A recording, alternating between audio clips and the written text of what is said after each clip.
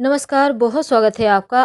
कार्तिक मास के शुक्ल पक्ष की एकादशी, जिसको हम देवोत्थान एकादशी कहते हैं, इस दिन भगवान श्री हरि पूरे विधि विधान से उनकी पूजा होगी और इसी एकादशी के दिन श्री हरि भगवान विष्णु पूरे 4 महीने की योग निद्रा के बाद जागेंगे। तो इस देवोत्थान एकादशी के दिन ऐसा कौन सा विशेष प्रयोग करें धनिये का, जो जीवन में सुख समृद्धि बढ़ जाए।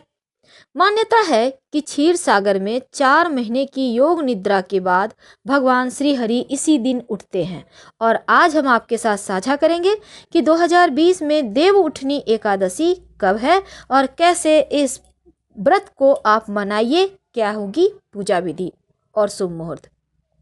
धार्मिक मान्यता के अनुसार भाद्रपद मास के शुक्ल पक्ष की एकादशी को भगवान श्री हरि दैत्य जो शंखासुर था उनको मारे थे और दैत्य और भगवान विष्णु के बीच युद्ध लंबे समय तक चलता रहा।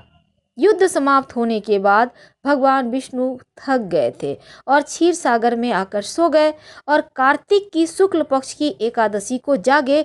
तब देवताओं द्वारा भगवान श्री हरि का पूजन किया गया और कार्तिक मास के शुक्ल पक्ष की इस एकादशी को प्रबोधनी या देव उठनी एकादशी कहा जाता है।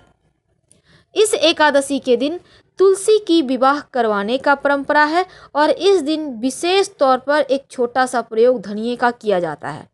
लेकिन आइए जानते हैं कैसे करेंगे इस एकादशी के दिन तुलसी विवाह। 2 लाइन में देखिए, तुलसी विवाह की जो परंपरा है इसके पीछे भगवान शालिग्राम और तुलसी के विवाह से जुड़ी एक कथा आती है कि जालंधर को हराने के लिए भगवान विष्णु ने वृंदा नामक एक विष्णु भक्तिन के साथ छल किया और वृंदा ने भगवान श्री हरि को श्राप देकर पत्थर बना दिया। पर माँ लक्ष्मी और सभी देवताओं के विनती से उन्होंने फिर से सही कर दिया, अपना जो श्राप था उसे वापस ले लिया और उन्हीं की राख से जो पौधा निकला, वृंदा की राख से वो सती हो गई, तो तुलसी के पौधे का जन्म हुआ और उन्हीं का विवाह शालिग्राम के साथ किया जाता है। देव उठनी एकादशी हिंदू पंचांग के अनुसार इस बार की जो एकादशी है वो बहुत ही शुभ संयोग के साथ आई हुई है।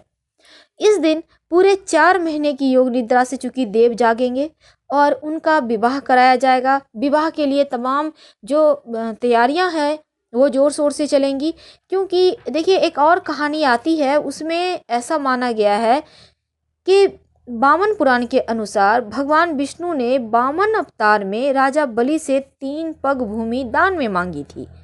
भगवान ने पहले पग में पूरी पृथ्वी, आकाश और सभी दिशाओं को ढक लिया, अगले पग में स्वर्गलोक ढक लिया। अब तीसरा पग जब देने को जगह न मिला तो बलि ने अपने आप को समर्पित करते हुए सिर पर रखने को कहा पैर। इस तरह दान से प्रसन्न होकर भगवान ने बलि को पाताल लोक का राजा बना दिया और वर मांगने को कहा। अब बलि ने वर मांगते हुए कहा कि भगवान आप मेरे महल में निवास करें। तब भगवान ने बलि की भक्ति देखते हुए वहां निवास करना शुरू कर दिया। इससे सभी देवगण घबरा गए और माँ लक्ष्मी बलि को रक्षा सूत्र बांधते हुए भगवान श्री हरि को अपने साथ जाने की विनती करती हैं वचन में।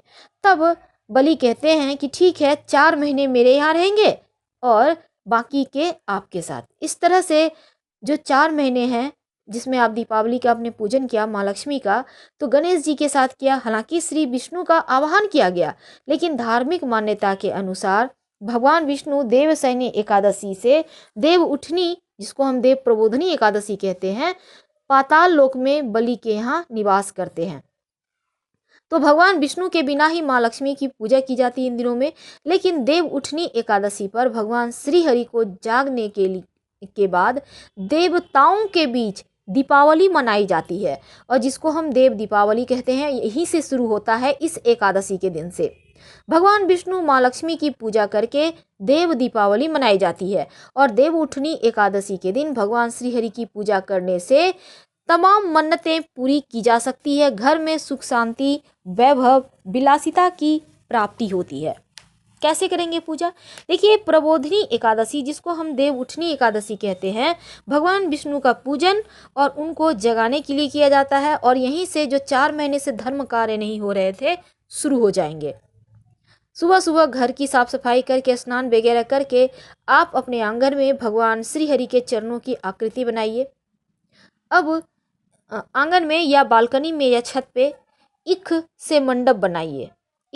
4 ईख लेके, छोटा भी बना सकते हैं, बड़ा भी बना सकते हैं। अब चरण पादुका बनाइए श्री हरि की, और उस पर आप तमाम तरह के मौसमी फल, मिठाई, पुष्प डाल के रखिए, पूजा करें और उसको डलिया से ढक दें।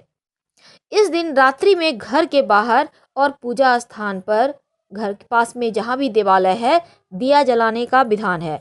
क्योंकि मान्यता है कि घर से बाहर और देवालय में दिया जलाने से आपकी समस्त विपत्तियां समाप्त हो जाती हैं, मनोकामनाएं पूर्ण होती है।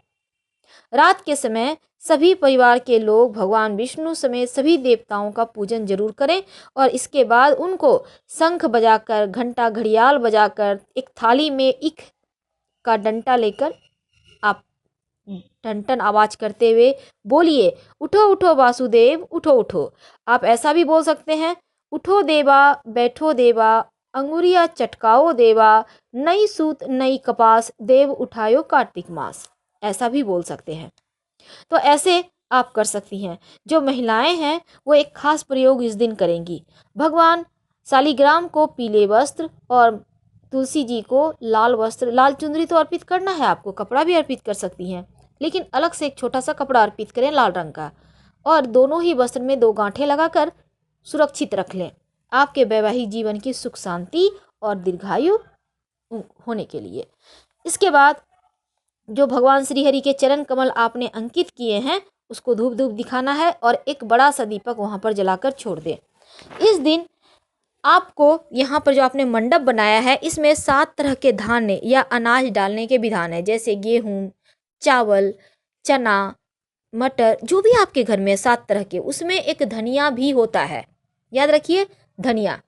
और इसको भी आप वहाँ पर भरते हैं, क्योंकि इस दिन उस मंडप में बहुत कुछ बनाया जाता है। जैसे आपको जो चाहिए, आपको घर चाहिए, आप वाहन की चाहत रखते हैं, सब कुछ बनाकर, और वहाँ पर आपको 7 अनाज की कोठरी बनाई जाती है और उसको भरा जाता है, उसमें एक धनिया भी होता है। और अगले दिन आप इस धनिया को उठा के अपने घर के गमले में बो दीजिएगा। ये पूरे साल सुख, समृद्धि, आनंद देने वाला होगा और जीवन में कभी किसी चीज़ की कमी नहीं होगी। तो इस दिन आप जितने अच्छे से सजाइए, उनकी पूजा करें, मंगल आरती गाएं और फिर प्रार्थना करें। शास्त्र के अनुसार, चूंकि यहाँ पर देखिए, इस दिन एकादशी व्रत करने से, उनका विवाह कराने से कन्यादान के इतना पुण्य भी मिलता है और जीवन की समस्त परेशानियां समाप्त हो जाती है। तो फिलहाल विदा लेंगे। हर हर महादेव। जानकारी अच्छी लगे तब लाइक कर सब्सक्राइब करें, अपनों से शेयर करें और कमेंट में हर हर महादेव जरूर लिखें। धन्यवाद।